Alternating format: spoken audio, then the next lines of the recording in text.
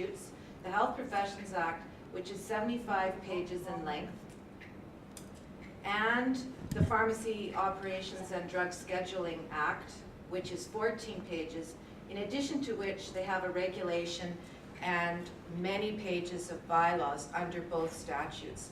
And today I was actually there, and we've got something like 6 5-hour meetings scheduled to revise the bylaws only 2 years after they went into operation. So it shows you how complex health professional regulation has become. Your group's not quite as challenging as the pharmacists because you only have the one act to worry about, but whereas they've got two. But it gives you just an indication of how things have changed. So next slide, please. Yeah, so I thought I'd talk today about the Health Professions Review Board, because that is a new part of the Health Professions Act that has a definite impact on all of the health professions. And I'll tell you what it is, and I'll give you some examples of decisions that it's made. I thought we'd talk just briefly about the amendments to the healthcare consent legislation because that's very complicated. In a speech like this, you can't really get into it in depth. And we'll talk a little bit about where the Privacy Commissioner has had some impact on professional regulation as well.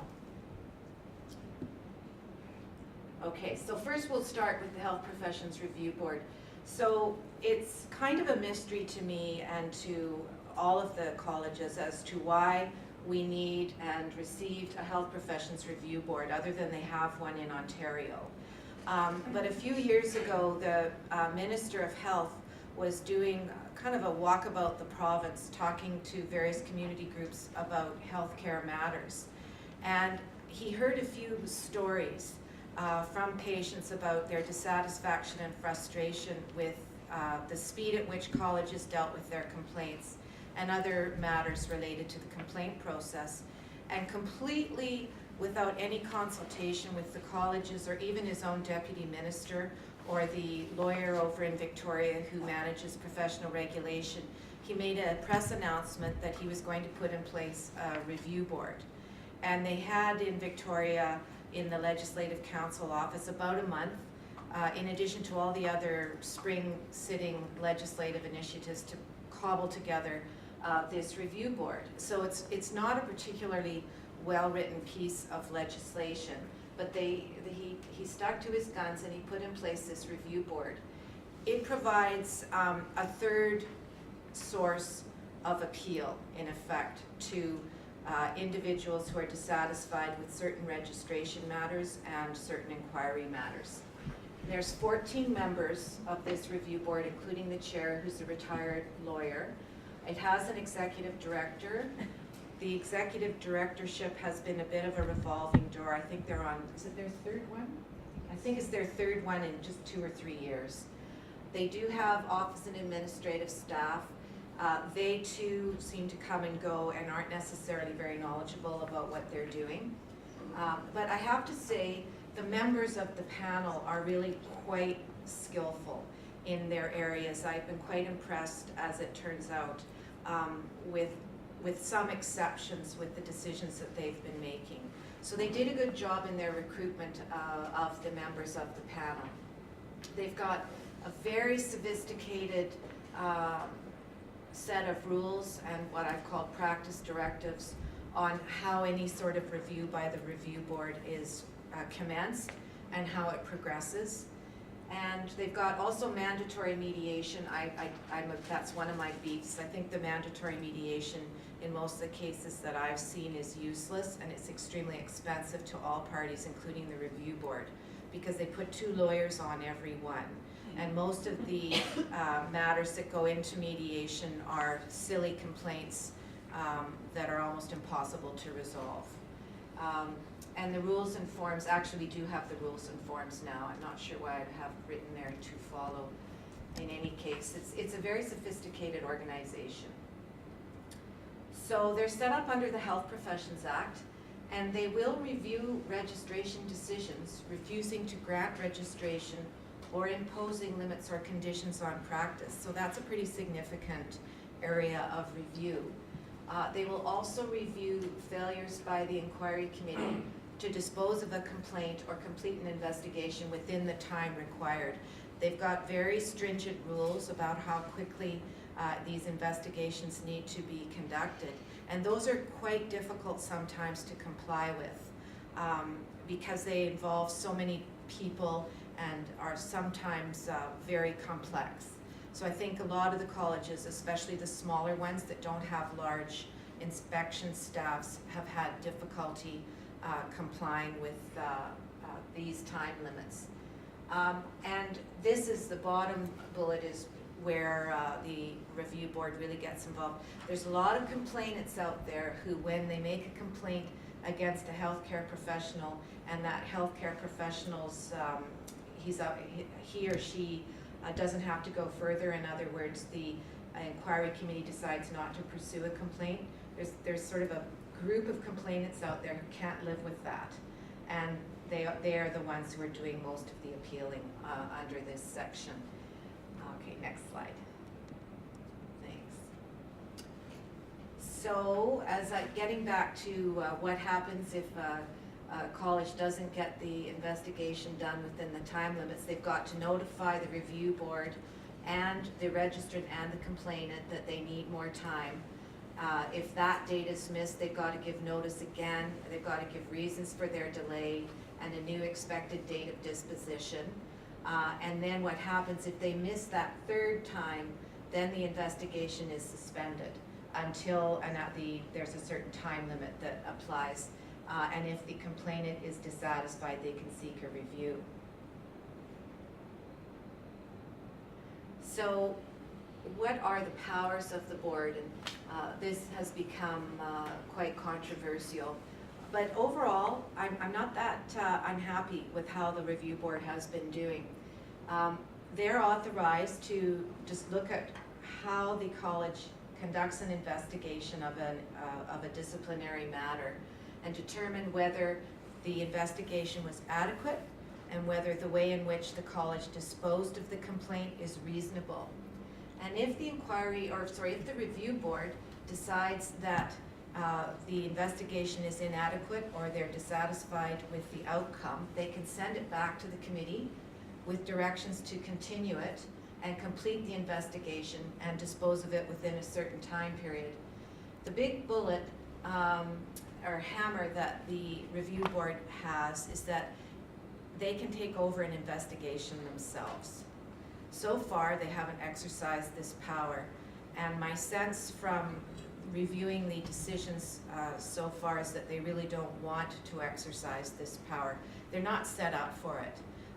Most of the members of the review board are not health professionals themselves, though they usually have some sort of background that's relevant. There's a lot of lawyers, and the other individuals who aren't lawyers tend to be people that have been in hospital administration or have in some way been connected to health care. But they don't have any tools or necessary profession-specific knowledge to go out and complete an investigation themselves.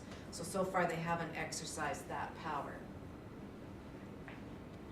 So getting to the registration review, they can, with respect to a decision that's appealed imposing conditions or refusing to register someone, they can direct the committee to make another decision. They can send it back to the registration committee for reconsideration, or they can direct the committee to register a person with or without conditions. But they can only do that if they're satisfied that the committee didn't act fairly or made the decision in bad faith or for an improper purpose. So a college has to act extremely badly before the review board will require them to register someone. And so far, that has happened once. But I can't say that the college acted really badly. It was really an interpretation of their legislation where the review board and this particular college had a difference of opinion. I can tell you that there are only two reviews of registration decisions, one of which was went against the college and the other one was for the college. But there have been about 55 inquiries, complaints that have been reviewed. And of those, only one or two have gone against the college. Basically, the review board has been upholding the decisions that the inquiry committees of the different colleges have been making.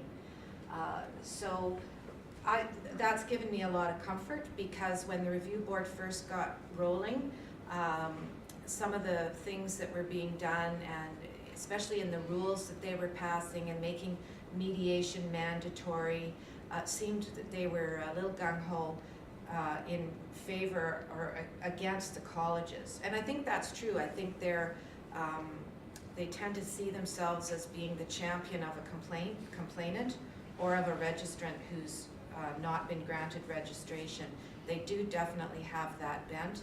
I think they interpret the legislation to give them that bent, which, you know, I don't agree with that, but that seems to be how they see it.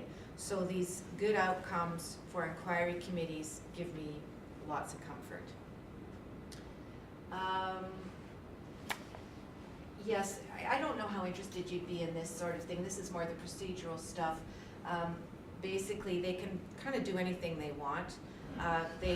The reviews are supposed to be only on the material that got before the committees. So if you have a complaint and an investigation file is created and the inquiry committee meet and they consider the case and they minute their meetings, they document their outcomes, and then the complainant is dissatisfied and appeals, it's supposed to be only that written record that the review board will review.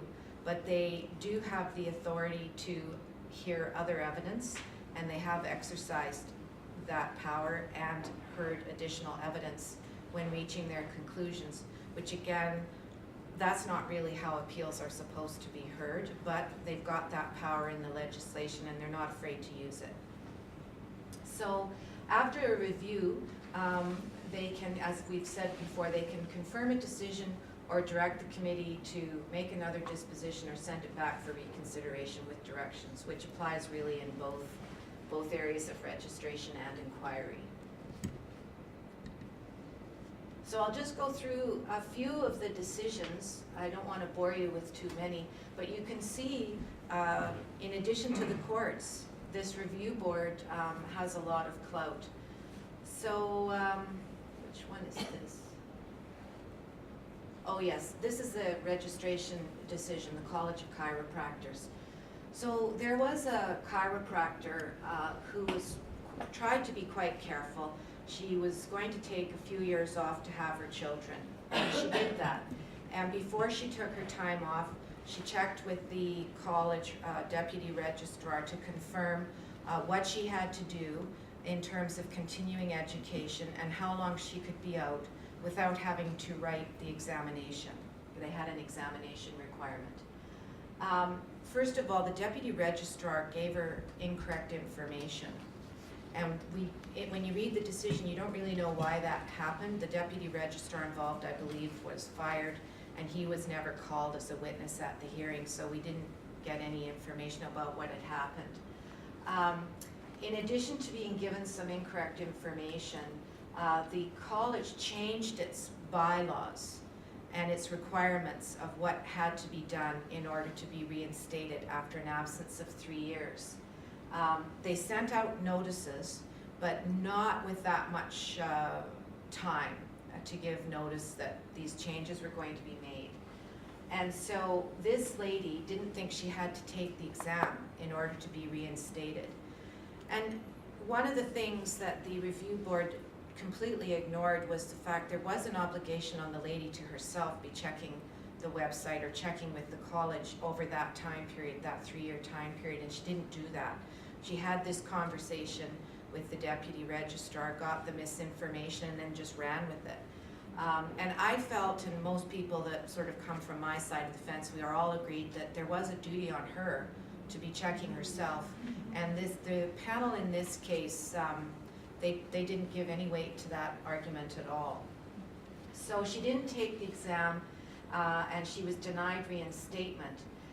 That college had very explicit bylaws about what had to be done in order to be reinstated, which included